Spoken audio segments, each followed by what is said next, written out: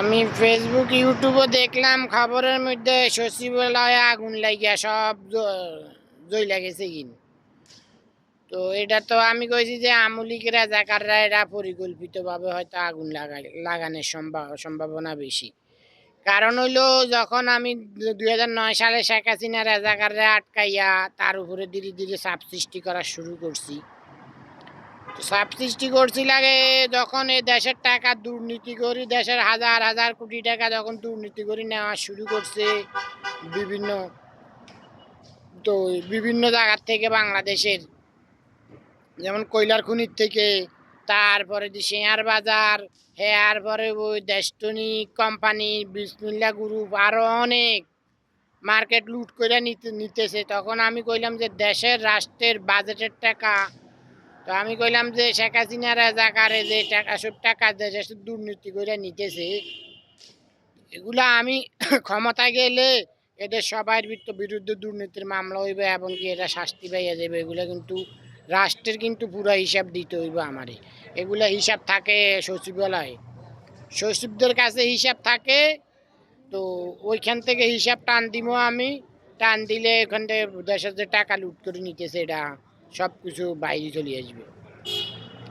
এটা কনার পরে দি শেখ হাসিনা রাজাকারে 2016-17 সালের দিকে হইব কি বা আমার পুরা মুখস্থ না। এই টাইমে আমি ভিডিও ছাড়ছিলাম, লাইভও করছিলাম।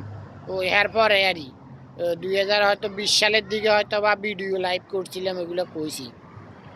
তো এখন আবানি কইতেছি, এখন যে ওই সচিবালয় আগুন লাগছে, তো এরা কি করছে, ওইখান থেকে সচিবালয় থেকে ওই টাইমে 2015-16-17 সালের দিকে হয়তো বা ওই টাইমে এরা কি করছে, ওই রাষ্ট্রের যে সচিবালয় যে হিসাবের খাতা আছে না, হিসাবের খাতাগুলা নিয়ে ওইখান থেকে নিয়ে এগুলা জ্বালা হালাই দিছে, জ্বালা হালাই দিছে। এদের উপর যেন আমি হাউসফুল ভাবে চাপ সৃষ্টি করছি। হয়তো ভাবছে এরা তো যে কোনো মুহূর্তে ক্ষমতা ছাড়ে দিতে হইব, কারণ আমি হাউসফুল ভাবে চাপ সৃষ্টি করছি। এরা আমার কাছে মাপ চাইছে, বড় মাইনে গেছে, আমার উপরে কথা কইব না। দেশ যে আমার শেখ হাসিনা রাজাকারে কইয়া দিল রাষ্ট্রীয় ক্ষমতা দখল করতে পারবো আমি, সোনালী ব্যাংকের মালিক থাকবো আমি। এরা কইল এদের দলের লোক অর্ধেকগুলো নিয়ে আমি রাষ্ট্রীয় ক্ষমতা দখল করতাম, আমি এটা প্রত্যাখ্যান করে দিছি। তখন কই যে আমার বাগিনারে রাষ্ট্রপতি বানামো, আমার বাগিনারে বাবলুরে আমার দলের ভারপ্রাপ্ত, আমি 5 মিনিস্টারের দায়িত্ব নিব, আমি যে দেশের মালিক নেতা সবাই বড়, সারা পৃথিবীর মধ্যে আমার দিয়ে বাংলাদেশের মূল্যায়ন নিরাপত্তা সবাই আমি দিতেছি। সেনাবাহিনীদেরকে যে গণহত্যা করছে এটাও প্রমাণ করাই দিছি, সব কিছু প্রমাণ করাই দিয়ে ওদের সবাই নিরাপত্তা আমি দিতেছি। কইছি আমি রাষ্ট্রীয় ক্ষমতা গেলে এগুলা সব কিছু দুর্নীতির মামলা হইয়া ওদের ফ্যামিলির, আমলিক রাজাকারের এদের ফ্যামিলির সবাই বিরুদ্ধে দুর্নীতি মামলা হইবে, এরা সাজাও পাইবে। ওদের উপরে চাপ সৃষ্টি করছি লাগে, এরা সব ওইখান থেকে হিসাবের খাতাগুলা সব সচিবালয় থেকে নিয়ে এরা আগুন দিয়ে জ্বালা হালাইছে। এরা এত বছর ক্ষমতা থাকতে পারলো না। এত বছর ক্ষমতা থাকতে এক নাম্বার হইলো আমার ওয়াইফের কারণে। আমার ওয়াইফরে এরা হাত করে ওয়াইফরে দিয়ে আমার উপরে হাউসফুলভাবে চাপ সৃষ্টি করছে। আমার ছেলে সন্তানের, আমার ছেলে মেয়ের উপরে চাপ সৃষ্টি করছে আমার ওয়াইফে। আমারে দিয়া আমার উপরে চাপ সৃষ্টি করছে শেখ হাসিনার ক্ষমতা রাখানোর লেগে। আর পরে 2 নম্বরে হইলো এরা শয়তানের আশ্রয় নিছে। শেখ হাসিনার শয়তান বানাইছি, এরা শয়তানের জিনের আশ্রয় নিছে।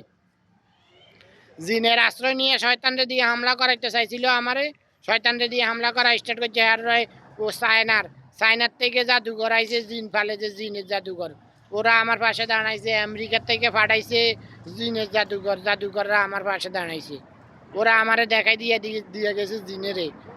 চায়নার জাদুঘররা জিন ফালে যে ওদের জিনে সরাসরি সৌদি আরব আইসা ওদের জিনেদেরকে দেখাই দিছে। কারণ আমি যে কইলাম বৌদ্ধরা হইলো আমার সন্তান, হিন্দুরা হইলো আমার সন্তান, আমি আমেরিকার কাছে সাহায্য চাইছি, আমেরিকা পাশে দাঁড়াইছি।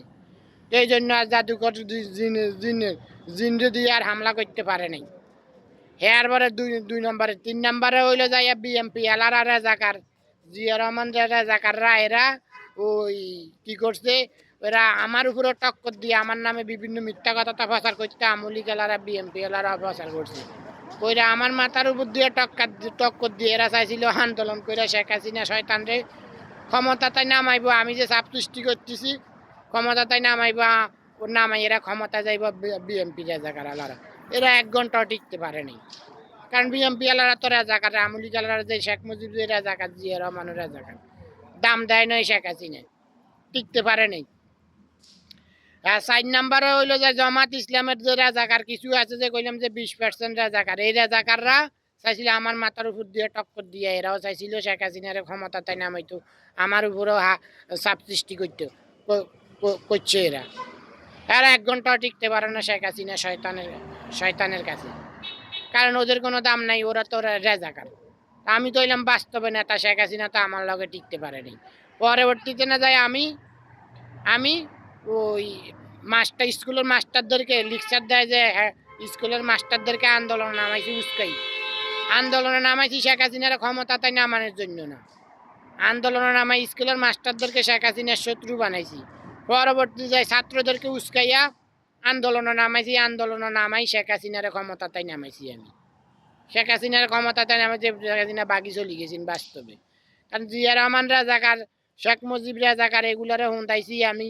জিয়া রহমান রাজাকাররে হুন্দাইছি, তারেক জিয়ারে হুন্দাইছি, শেখ মুজিব রাজাকাররে হুন্দাইছি, সজীব ওয়াজিদ যায় রাজাকাররে হুন্দাইছি, আমার সন্তান সেনাবাহিনীরা হুন্দাইছে, অবৈধ রাষ্ট্রপতি শাহাবুদ্দিন আব্দুল হামিদরে হুন্দাইছি, এগুলো অবৈধ রাষ্ট্রপতি এরা। আমার বাকি যদি আমি ক্ষমতায় যাবো, বাংলাদেশে কোনো রাজনীতিও নাই, রাজাও নাই, আমি ক্ষমতায় গেলে বাংলাদেশের রাজনীতি হইব, রাজা হইব, আমি রাজা হইলে বাস্তবে। আমার সন্তানেরা হুন্দাইছে সেনাবাহিনী, নৌবাহিনী, পুলিশ, বিডিআররা, এই আওয়ামী লীগ বিএনপি রাজাকারদেরকে এগুলোরা হুন্দাইছে আমার সন্তানেরাও। দেশের নিরাপত্তা আমি দিই, আমার সন্তানদের নিরাপত্তা দিই আমি, সেনাবাহিনী, নৌবাহিনী, পুলিশ, বিডিআর ওদেরকে বাঁচাইয়া রাখতেছি আমি।